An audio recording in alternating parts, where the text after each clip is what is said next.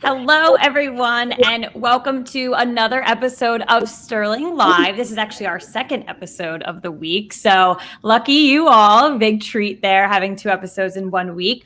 My name is Caitlin Brower. I'm Sterling's social media manager, and Sterling Live is our live series that we produce weekly on Facebook, YouTube, and LinkedIn. So I'm so happy to be back here again for the second time this week. We have a great episode for you all, and you see I do have a great guest with me today, so I'm going to go ahead and introduce her. So today we are with Vincenza Caruso-Valente. She is our General Manager of Retail Staffing and Franchise. Vincenza, thank you so much for joining us today. Can you go ahead and introduce yourself to the audience? Yep, great. Thanks, Caitlin. Great to be here. Happy to introduce myself. I am, as you said, the general manager of our retail staffing and franchise industries here at Sterling. I've been here for about 10 and a half years, overseeing at the initial state client management, and now as a GM, I oversee all areas of those very important industries that we just mentioned, from operations, product, marketing, customer service, and operations and efficiency in managing those clients and some of the largest enterprise organizations, both nationally and globally. So really excited to talk to you about this very important topic that we're going to cover today.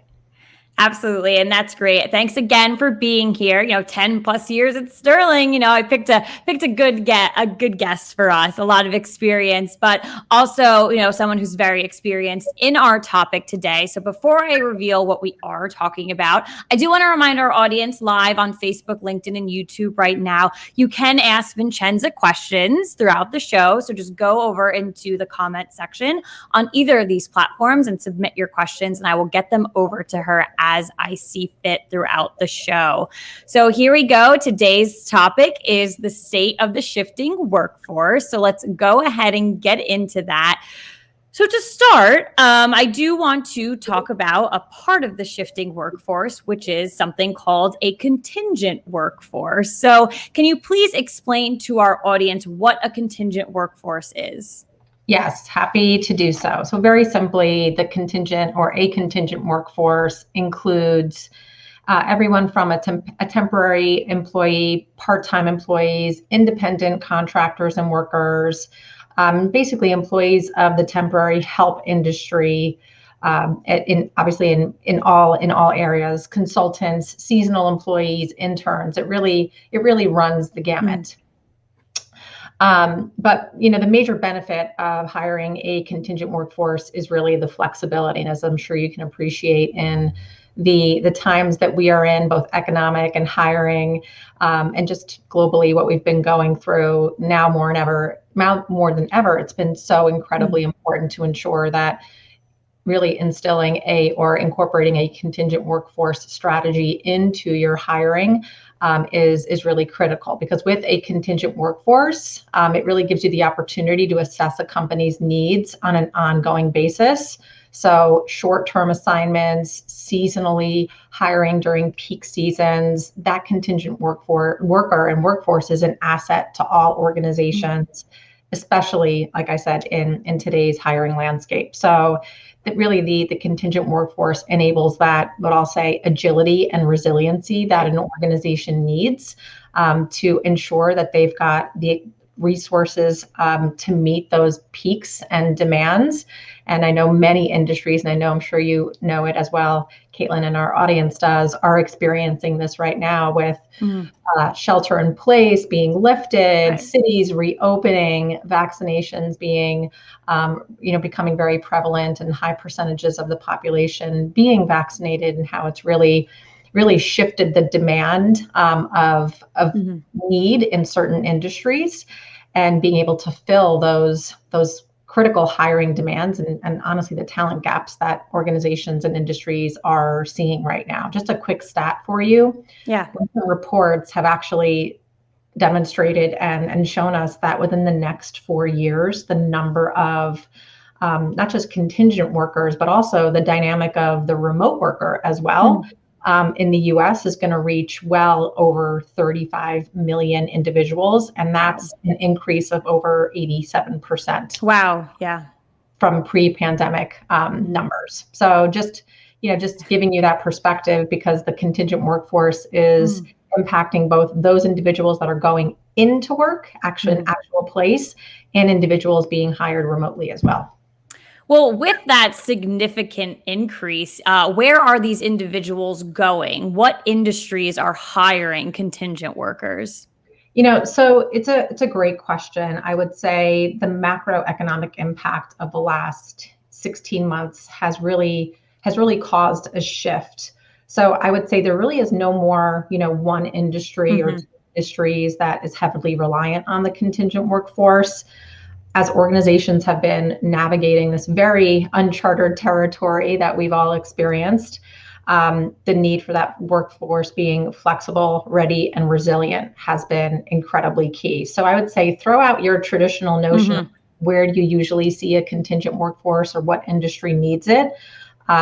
Traditionally, I would say pre-COVID, the stats show that about 60% of that temporary workforce that you saw was residing in the light industrial, manufacturing, retail, and hospitality space, just simply because of the types of turnover rates they see, the volume at which they hire, and the seasonality and peak seasons that actually exist within their hiring dynamic. So, and with COVID, the whole concept of what I would say the essential worker really quickly took hold and impacted all industries. And, we saw it very quickly, for example, in healthcare. So healthcare organizations had a massive surge in staffing for medical professionals, both on location and traveling. Healthcare saw a huge demand for traveling medical professionals like travel nurses. And then, when we look at the gig economy, for example, we saw certain parts of the gig economy basically halt from a hiring standpoint in the early stages of COVID. But then other parts of the gig economy, like the Instacarts of the world, were surging in need and hiring. So, and then, when you look at the food service and hospitality, same type of dynamic. Everyone went to shelter in place, and many individuals unfortunately lost their jobs. However, you saw a huge decrease, we'll say, in wait staff and cook staff, but then food delivery became incredibly important, and the surge was massive. Then, on what I'll call the traditional retail side, grocers, discount retailers, online retailers as well, those positions also became incredibly essential, huge surge, difficult to meet the demand. And really that hasn't changed over the past 16 months since everything's really changed and evolved. And then transportation and logistics, another great example of where they saw, a huge decrease in hiring last year. And now there's a massive surge happening there. And they're feeling that demand now of being able to quickly get individuals hired so that organizations can move their product from one place to the other. The other industry that we also saw a huge surge in hiring from a contingent workforce standpoint is the call center worker. Everybody is now ordering online and living in a very virtual world. So having a really strong call center dynamic and call center population to help with servicing customers became incredibly important and really critical. And again, huge demand in being able to serve all industries and have those folks readily available.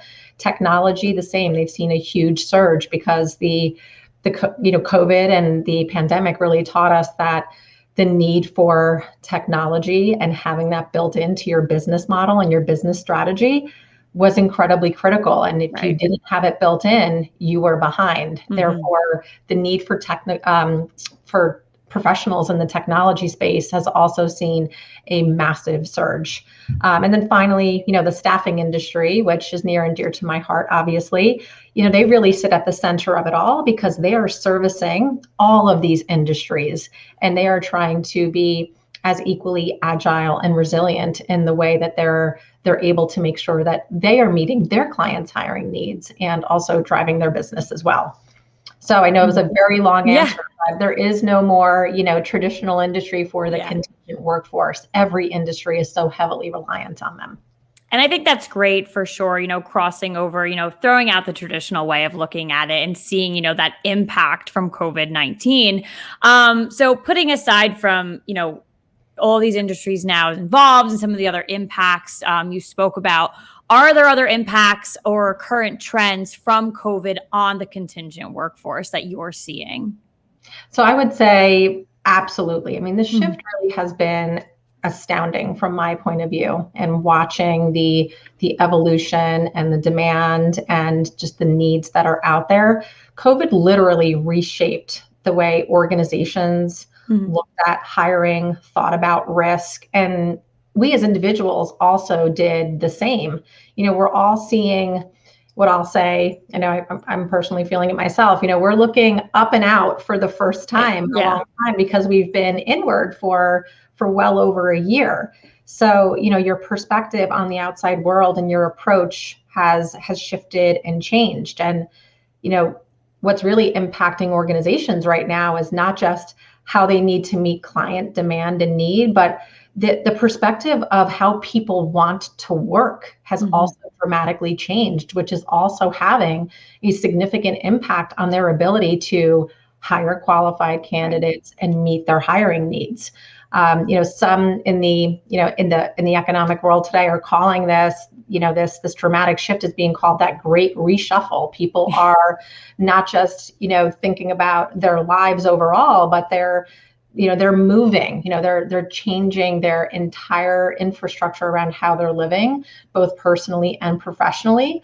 And that those sentiments are directly impacting the way they are working and how Mhm. organizations are, able to hire. Workers have enjoyed their autonomy while it was a very difficult time, and in some instances continues to be.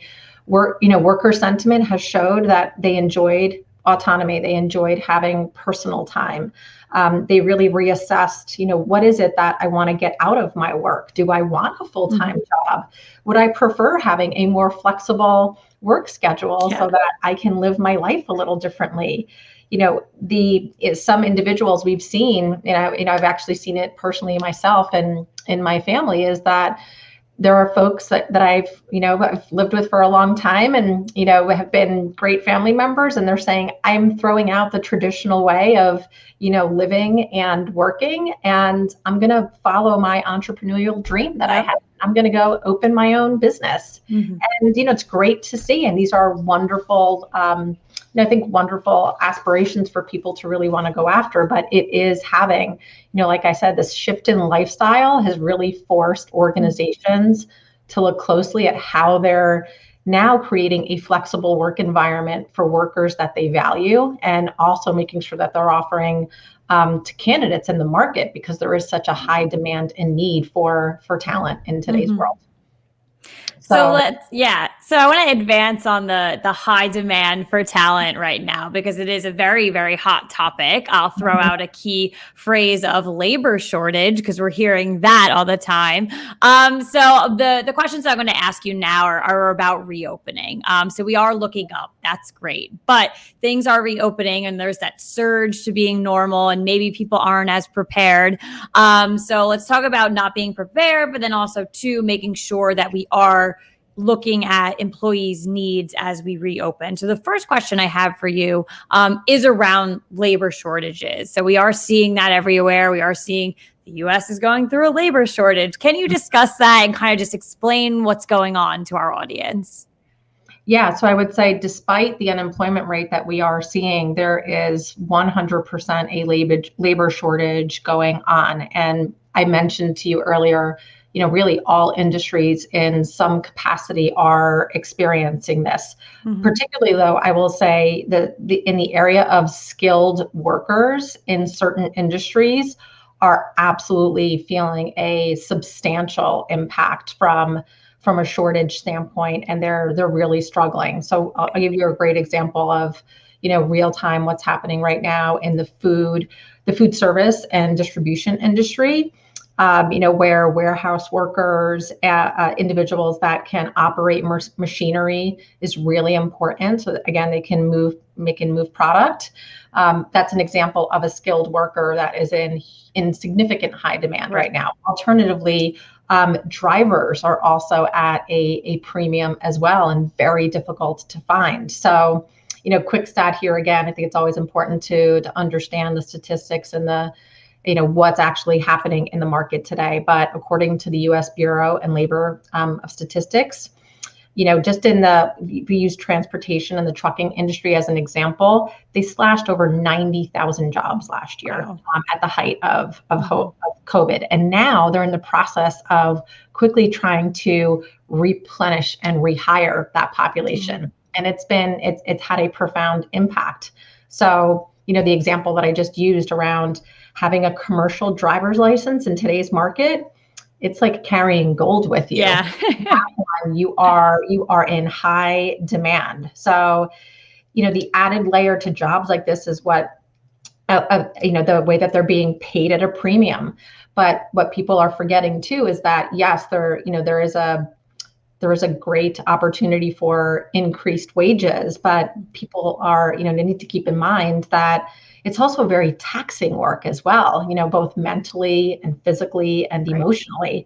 These folks work 12 plus hour shifts. So they're being asked to do a lot. And organizations in this industry are, they've gotten to the point where they actually have to leverage organizations who are literally renting out drivers and warehouse workers for short periods of time. Great example of this, I live right outside of New York City. So in the tri-state area that I'm living within, there's a food distribution company based out of Manhattan. They distribute food to restaurants, corporate parks, and to hotels. They were forced to outsource to this company that actually, again, rents out drivers and warehouse workers. And they're paying at a premium. So they're paying the company to help them with sourcing these candidates. And they're coming as far south as Alabama. They're coming from Alabama up to this area. They're being put up in hotels for specific amounts of time to help with food distribution and, to their clients in the tri-state area. So it's just a great example of companies are they have to get really creative, and they've unfortunately got to pay a premium for trying to, again, replenish this population that they lost. So it's the only solution that they've been able to, take advantage of in a meaningful way as they try to use all of their other traditional ways of hiring to be able to meet their clients' needs and make sure that their customers are being served. Because there is no alternative option, unfortunately. Yeah, no, and that's like what stood out to me the most, in all of that is, how expensive it is just to, reestablish the workforce. So when these organizations are, looking to reestablish, they are reopening, while they're taking extreme measures to fill positions, they are filling them. How can organizations, make sure that employees feel comfortable, feel safe coming back to in-office, on-site work areas, so to say?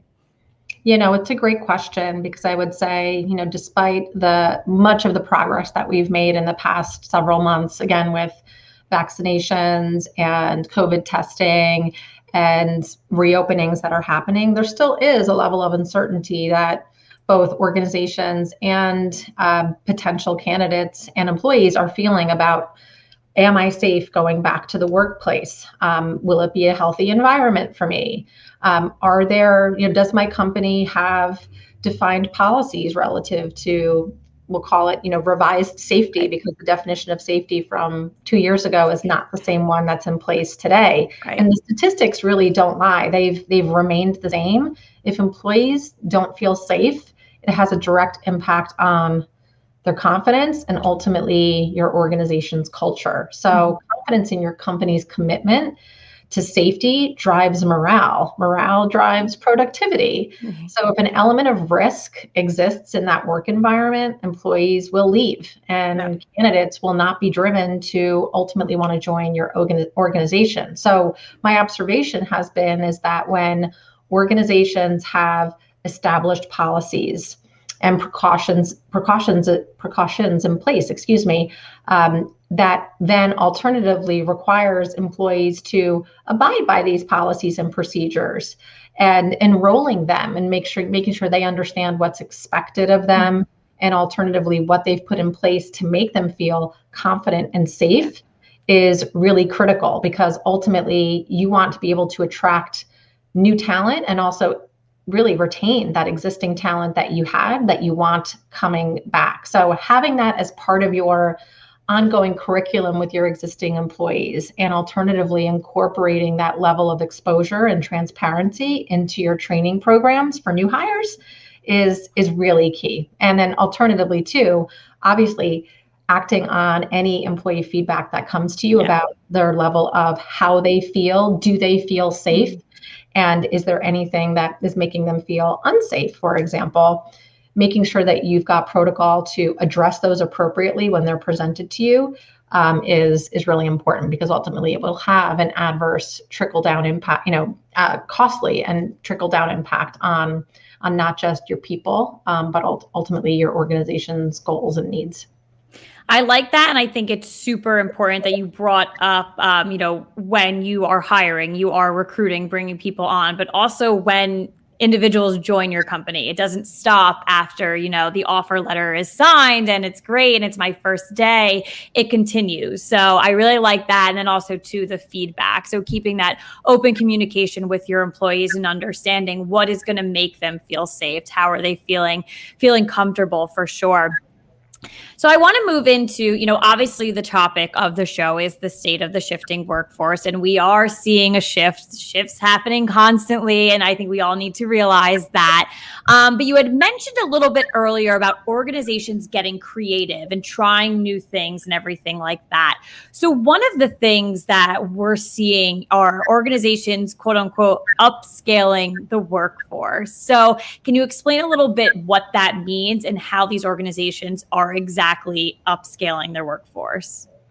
Yeah, I think there's been, to your point, there's both traditional avenues that have always worked incredibly well, which organizations need to absolutely continue to do. And then there's that element of creativity that they need to think about.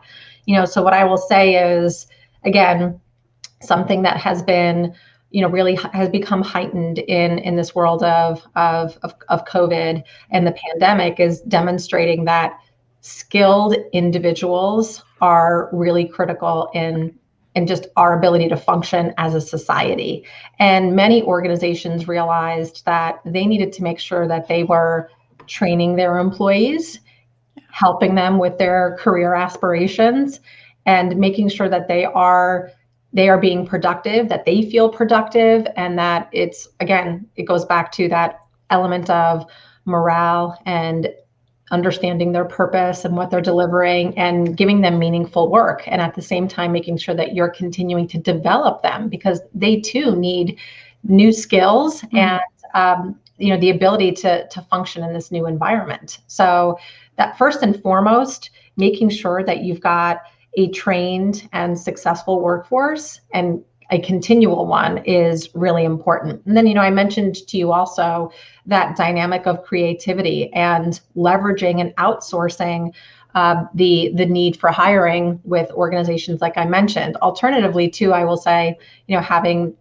direct line with working with many staffing firms and MSPs, for example. The MSP, that managed service provider, has also seen a significant shift and increase directly correlated to the contingent workforce, right? They're there, put in place to help with providing a supplier base that ultimately directly correlates to a hiring initiative, a hiring population that they've been contracted with, working on for a specific organization. So that's another, when we talk about upscaling that we've seen. But, going back to the, that's a great opportunity, like I said, in way to help with building out and working on extending your contingent workforce. But alternatively, too, some other creative things we've seen is organizations are going back to individuals that may have retired or left and asking them to potentially come back for a short stint, a 3 or 6 month stint, saying, hey, listen, you were a highly valued employee when you were here, and we'd love for you to come back just for a short period of time to help us as we try to work through these incredible hiring demands that we're needing to meet. You saw that at the height of the pandemic, specifically in industries like healthcare and education. I mean, I personally saw it for myself. I have healthcare and education professionals in my family who literally got out of retirement, literally went back into the workforce to help with getting schools back and set up and being able to help hospitals and certain other medical entities function and keep the doors open and the lights on because there was such a huge need. So that's just another area where individual organizations are looking at ways to expand out their workforce. And sometimes it's, like I said, looking within and building the talent that you have and going back to some of the talent that you had and bringing them back. And then leveraging organizations like that outsourcing organization I mentioned, and leveraging MSPs and staffing firms to help with augmenting the staff from that standpoint. Yeah, those are great examples. And I want to get more examples from you, because say in a perfect world, we can go out and hire, brand new people and everything like that. We are seeing organizations having to make a change in how they go out and hire and recruit and things like that. So can you share some examples of how certain organizations are changing the way they hire? Absolutely. And I would say, again, this goes back to what I mentioned early on about the importance of technology. And what we've all learned is that you need a really strong technology foundation to help with engaging. We've all, for the most part, many of us have been remote for over a year now, and we've relied on technology like this to engage not just with each other, but also with our clients and just in everyday life. So having that ability to make sure that you've got a strong technology base in how you're engaging your candidates is really important. I mean, think about it. The concept of a traditional interview completely went away, and individuals were being interviewed via Zoom. They were being interviewed in parking lots in their cars, at a distance for quite some time for for certain organizations and positions. So that, organizations quickly had to shift the way that they were sourcing and engaging candidates to actually come to their site or to that job listing and get them engaged to want to potentially work with them, and then get them to the point of interview, and then hopefully to the point of hiring. So, I would say that's definitely one of the biggest trends that we saw, is that just having a process that allows them to be proactive versus reactive, and how they're bringing candidates to their organizations. So, I think about, like I said, and the other piece that's also a balance here, going back to the point of, hiring new populations and new candidates. When you think about Gen Z versus, I'm a Gen Xer. So how I was engaged in an interview process is very different than what a Gen Z individual expects. This is where things like social media platforms, job boards have also become incredibly important when it comes to engaging with populations to help drive increased candidate pools for hiring demands. So let's touch on the remote side of things, because one of the biggest shifts in the workforce over the past year, like you had mentioned a couple of times already on today's episode, is us being remote, us working in this virtual environment. So when it comes to hiring and interviewing and onboarding and everything like that, the role of identity is huge. So we do have to be able to verify these candidates. So can you, dive into that a little bit more for our audience? So, how does identity play a role, as the workforce is in this mode right now and as it continues to shift in the future? Absolutely. So identity has played, I would say, a very critical role in the shift of not just the contingent workforce, but in the remote dynamic. Like I mentioned to you, you're doing remote interviewing, but you don't really, you're not getting that full experience that you were getting previously. And unfortunately, one of the downside impacts of the pandemic has been increased fraud in the hiring cycle. And then potentially when individuals have been hired and then employed, and seeing, honestly, we've seen it in certain industries where individuals are employed and then they go on a very short stint with the organization and they find out that that individual stole personal information, or they stole product out of a warehouse or a store.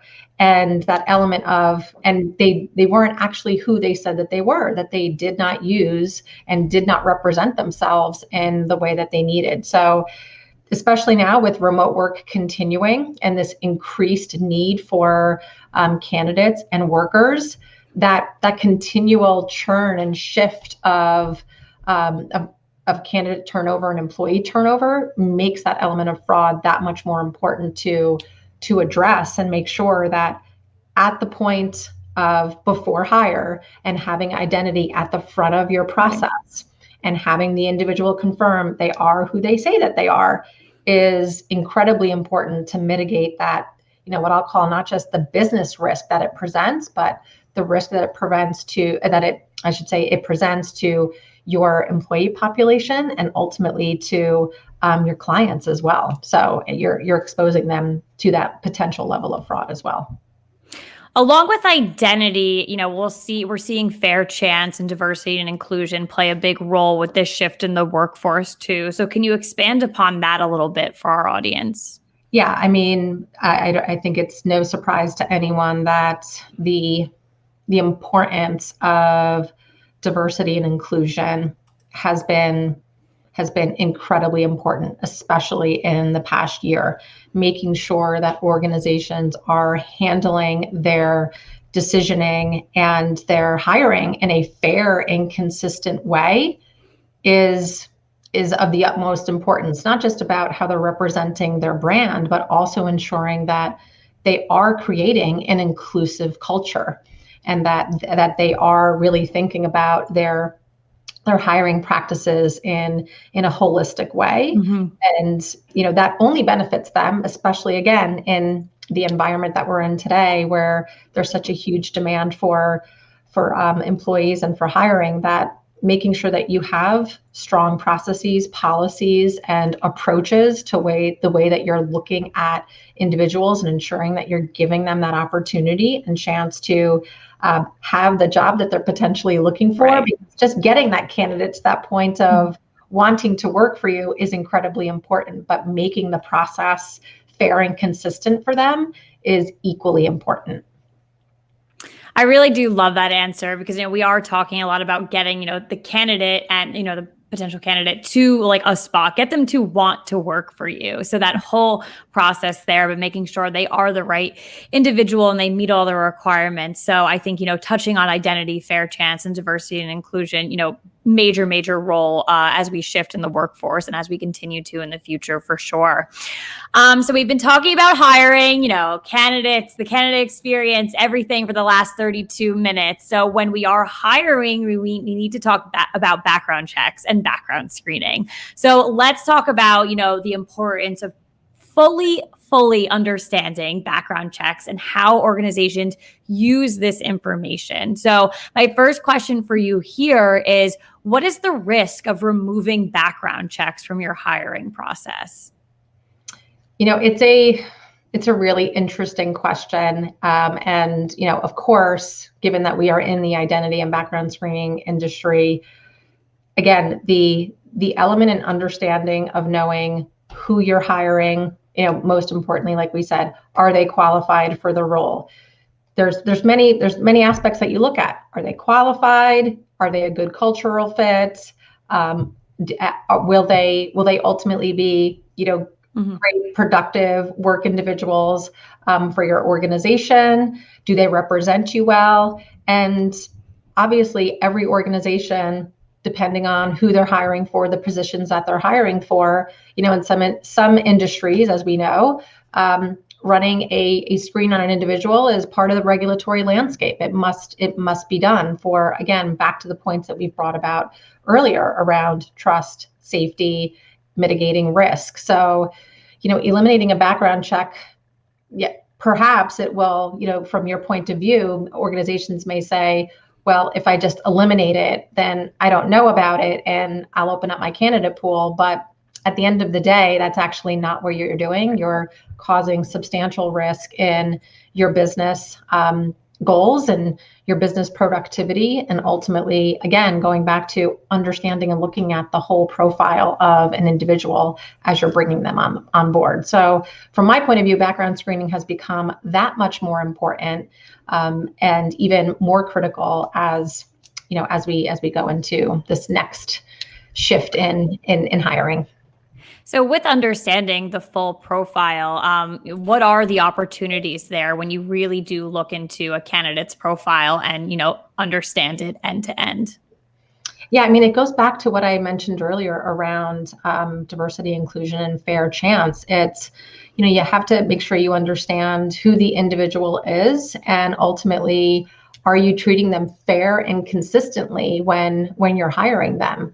So, from that point of view and perspective, again, when you're balancing your hiring needs, your hiring demands, and your goals, your business goals, your risk tolerance, and alternatively too, the need that you have for those positions that you're filling for, having a full profile and understanding of an individual and both on experience, past experience, what their employment, education, certification history looks like, what their background criminal history looks like. Those are all elements that are part of the, will this individual be this individual, right? That's the other important piece too. Will this individual be the best fit for this role? So again, it goes back to making sure that you're approaching it in a fair and consistent way.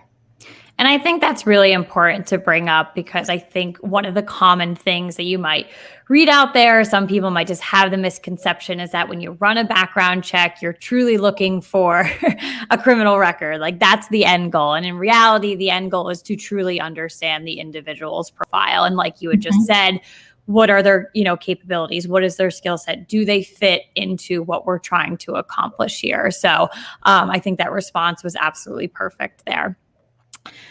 So let's move into our last part of the episode, and it's, bringing everything full circle and talking about Sterling and how we really can help organizations right now. So let's do some real-time examples. So what conversations are you having with clients right now about everything that's going on? I mean, really what we just talked about for the past 30 plus minutes have been the prevalent topics that have come up. They've been, they've all been the same. They've been really robust dialogues, lots of, meaningful questions being asked around all of those key areas that we touched upon. How can I leverage technology to hire faster and hire smarter? How do I understand and engage my candidates better as I try to meet my hiring things? What are the things that I can do to understand what my current candidate population has looked like? And how do I leverage that information for future hiring decisions and also pool creations that they're looking for? So should we be looking at how we engage the candidate in the process differently? Should we be decisioning on certain information that does come back to us differently?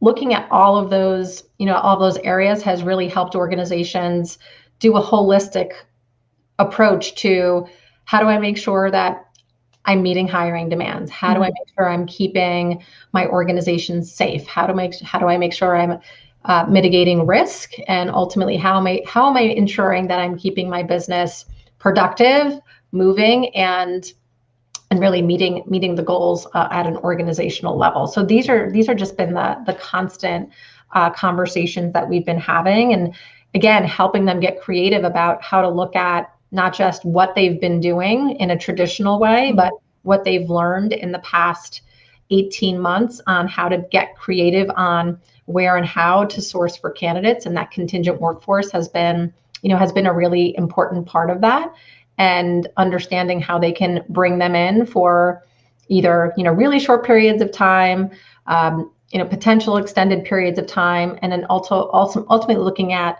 and does it make sense to potentially bring them on full time as well. So it's that balance of how do you leverage this very unique time of increased hiring need and not underhire or at the same time overhire, but at the same time building that really strong culture of individuals that are working for you that are not just full-time employees, but also how you build that same dynamic for that contingent workforce that you need to constantly look at flexing up and down given the need and the demand. Right. It's great to see that the dialogue is open and that our clients have a lot of questions and we're working through it with them. And it seems like a lot of these questions are open to new opportunities, which is great to hear as well. Aside from the questions and the potential new opportunities, are there any specific hurdles that our clients are facing, and how is Sterling helping them get over these hurdles? Yeah, I would say the one, maybe not a hurdle per se, but it's just a constant in the hiring process is how to ensure that as they are making decisions on how they're sourcing and hiring candidates, the element of compliance, as we mentioned earlier, around fair chance and individualized assessment, is really critical and important for them. Legislation, as I'm sure you can appreciate, and many on this call likely know, is that the local, state, and federal guidelines are constantly shifting. We've seen a significant amount of shift with, increased jurisdictions implementing fair chance. There's been marijuana legislation that has gone into effect at certain state levels, and how you can or cannot decision on that when you're hiring for certain positions. So that's been, what I would say. It's not necessarily a hurdle, but it is constantly something that they are looking to ensure that is being considered and looked at, so that they are not, obviously not, they are abiding by law. They're not causing anything discriminatory in the way that they're making hiring decisions, and preserving, obviously, their brand, their culture, and their position in the market.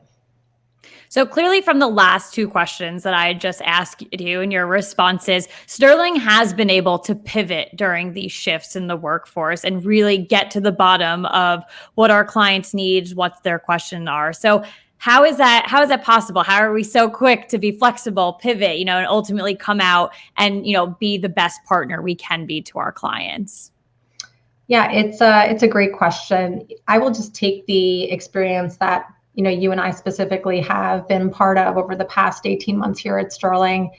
I'll go back to March of 2020. And I think the advantage that we had was that Sterling was able to quickly respond and react, in a meaningful way, because we were ahead of what had happened so quickly last March. We actually saw trends because of the global nature of our organization, and we are serving clients in over 200 countries globally, and obviously we've got footprints on 3 separate continents today. So that really helped us establish a quick, what I'll call, workforce strategy last March. And going back to, and that was, from my point of view, that made me feel really great as an employee. Yeah. Our executive team was highly communicative. They acted very quickly, and it enabled us to seamlessly, literally, we went from the majority of us being in office to being remote in less than 10 days with little to no disruption. And I think our preparation, again, around communication, transparency, having the technology in place to enable us, not knowing that something so profound like that was going to happen, but having that infrastructure to back us up was substantial, and being able to have us be productive as employees of the organization, and then outwardly working with our clients and making sure that they felt confident in our ability to serve them, because so many of them were still significantly hiring, particularly in the industries that I get the opportunity to serve and work with today. Staffing organizations, retailers, we're in a and have been in a peak season since March of 2020, really trying to manage the hiring needs, their turnaround times, the candidate engagement, and from my point of view, our company's ability to make our workforce highly productive and keep them productive ongoing was a critical component to us being able to serve our clients in that very same way. Really great response for the last question that I had for you, but I would like to ask our audience, if you're tuning in right now, if you do have any final questions for Vincenza, please go ahead and put them in the comment box. While we wait for any potential new questions to come in, what are your final thoughts from today's episode from this topic? Just anything that you want to leave our audience with? I would say very simply, back to what I said earlier, is that organizations that build resiliency, agility, and creativity in their hiring strategies is a really critical component in meeting and being able to bring on best talent, meeting those candidate needs and hiring needs that they have, and then ultimately meeting their client and their customers' needs as well. So I would say no idea is a bad one. I think we've all learned that in some way, shape, or form over the past 18 months. But definitely, from my point of view, asking questions, wanting to be consulted, getting perspective on how to best handle something is really that continual learning of how something worked and how to shift it and evolve it is going to be critical in the coming weeks, months, and year that we're in this year.